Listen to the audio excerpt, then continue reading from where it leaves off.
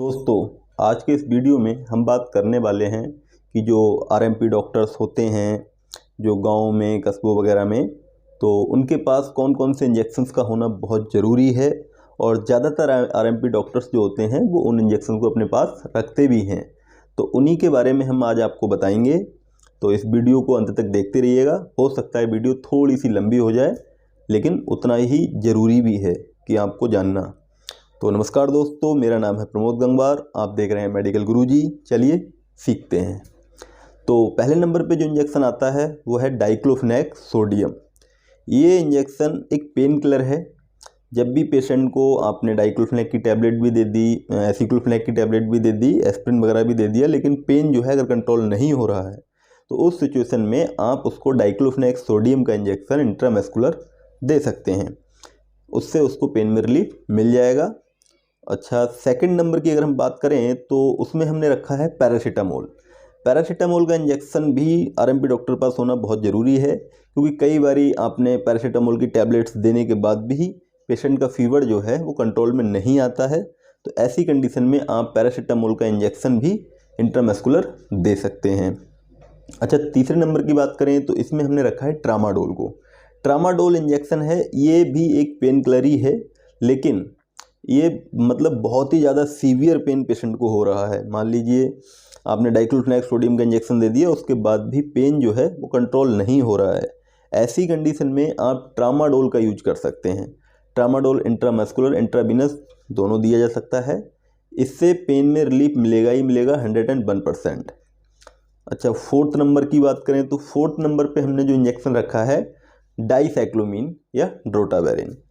जब भी आपके मतलब पेशेंट के पेट में अगर ऐंठन हो रही हो, मरोड़ हो रही हो, दर्द हो रहा हो और वो दर्द जो है कंट्रोल नहीं हो रहा हो, तो इस कंडीशन में आप डाइसाइक्लोमीन का इंजेक्शन लगा सकते हैं या फिर ड्रोटावेरिन का भी इंजेक्शन लगा सकते हैं। ये दोनों के दोनों स्मूथ मसल्स को रिलैक्स करने में हेल्प करते हैं। तो आपके पेशेंट के पेट का दर्द जो है ठीक हो जाएगा। अच्छा, उसके बाद अगर हम पाँचवें नंबर की बात करें तो इसमें हमने रखा है रेनिटिडीन और पेंटोप्राजोल को। ये दोनों इंजेक्शन जो हैं एसिडिटी को कंट्रोल करने के लिए दिए जाते हैं। जब भी आप पेशेंट के मतलब पेट में एसिडिटी बहुत ज़्यादा कॉज हो रही है और टैबलेट से रिलीफ नहीं मिल रहा है, तो उस सिचुएशन में आप रेनिटिडीन का इंजेक्शन भी दे सकते हैं या फिर पेंटोप्राजोल का भी इंजेक्शन दे सकते हैं। दोनों के दोनों सेम काम ही करेंगे। उसके बाद अगर 6 नंबर की बात करें तो 6 नंबर पे हमने रखा है ऑन्डेनसेट्रोन और मेटोक्लोप्रामाइड इंजेक्शन को। ये दोनों के दोनों इंजेक्शन, जैसे मान लीजिए पेशेंट को एंजाइटी हो रही है, घबराहट हो रही है, या फिर वोमिटिंग आ रही है, या नोजिया हो रहा है, मतलब इस तरह की सिचुएशन में अगर आपने टैबलेट दी और पेशेंट को रिलीफ नहीं मिल रहा है, तो इस कंडीशन में आप क्या कर सकते हैं कि मेटोक्लोप्रामाइड या फिर ऑन्डेनसेट्रोन, इन दोनों में से किसी एक इंजेक्शन का इस्तेमाल कर सकते हैं। उससे पेशेंट को रिलीफ मिल जाएगा।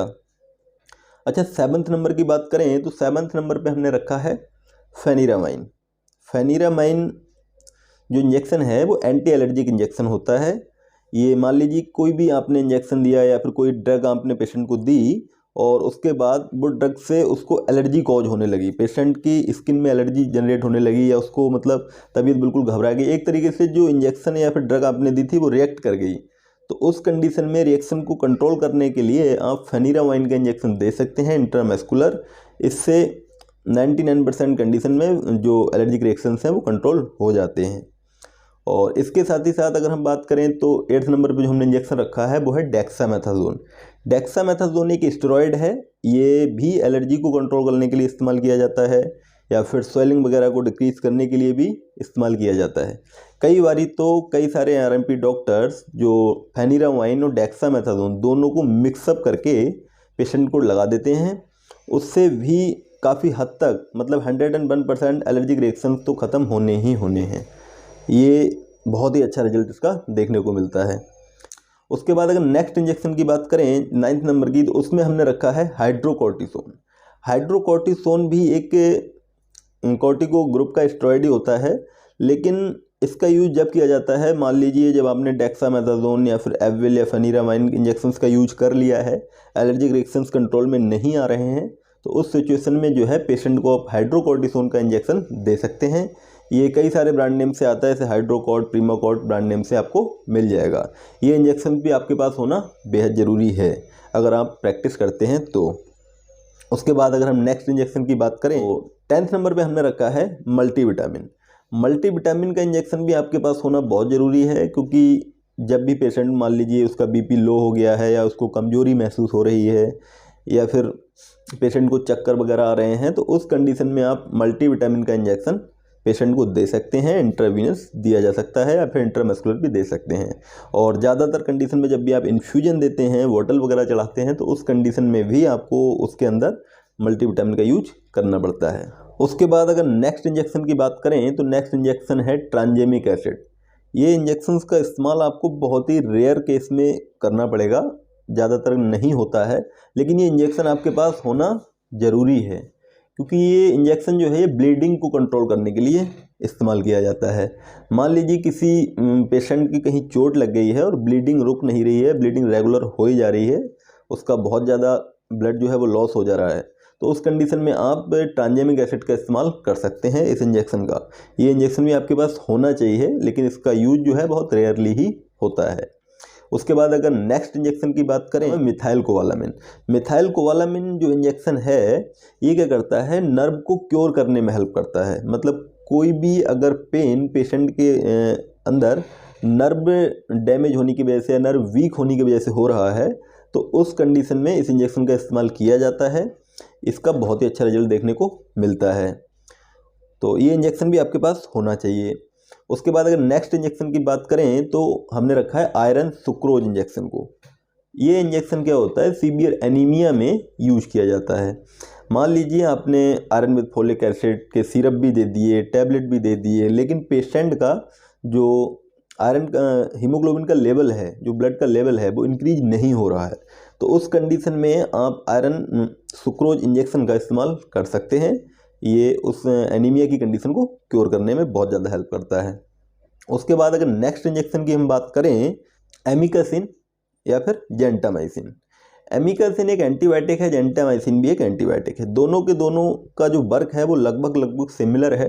आप यूटीआई इन्फेक्शन में या फिर पेट में किसी तरह का इन्फेक्शन हो रखा है या वर्निंग इन्फेक्शन है, किसी भी तरीके का, ज़्यादातर ये मल्टीपर्पज़ इन्फेक्शन में यूज किया जाता है। इन दोनों इंजेक्शन का इस्तेमाल आप कर सकते हैं जो बैक्टीरियल इन्फेक्शन है उनको क्योर करने के लिए।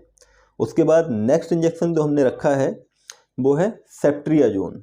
ये बहुत ही ज़्यादा फेमस इंजेक्शन है। ये मोनोसेप ब्रांड नेम से ज़्यादातर मार्केट में आता है और ये एक तरीके से आरएमपी डॉक्टर्स का फेवरेट इंजेक्शन है। इस इंजेक्शन का इस्तेमाल बहुत ही ज़्यादा मतलब यूज किया जाता है टाइफाइड में।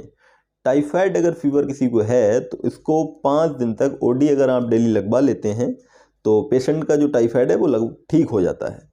और कई तरीके के बैक्टीरियल इन्फेक्शन में भी इसका इस्तेमाल किया जाता है, तो ये इंजेक्शन भी आपके पास होना बहुत ज़रूरी है अगर आप प्रैक्टिस करते हैं तो।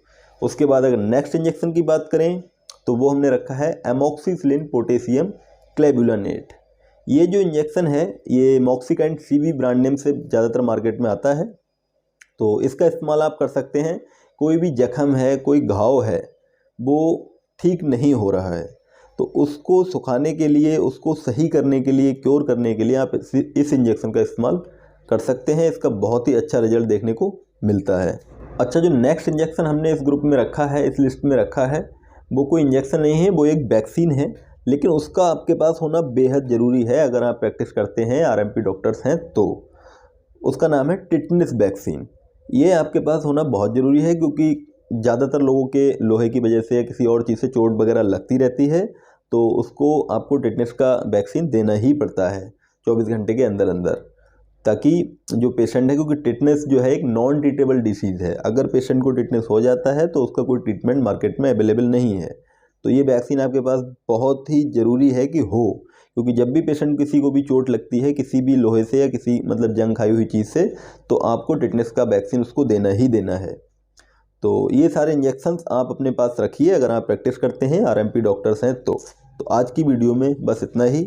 अगर आपको वीडियो पसंद आया हो तो वीडियो को लाइक करें, शेयर करें और चैनल को सब्सक्राइब करें। ये चैनल नया है, आपके सपोर्ट की बहुत ज़्यादा ज़रूरत है, तो प्लीज़ इस चैनल को ज़रूर सब्सक्राइब करें ताकि इसी तरीके की वैल्यूएबल कंटेंट मैं आगे भी अपलोड करता रहूँ। धन्यवाद। जय हिंद।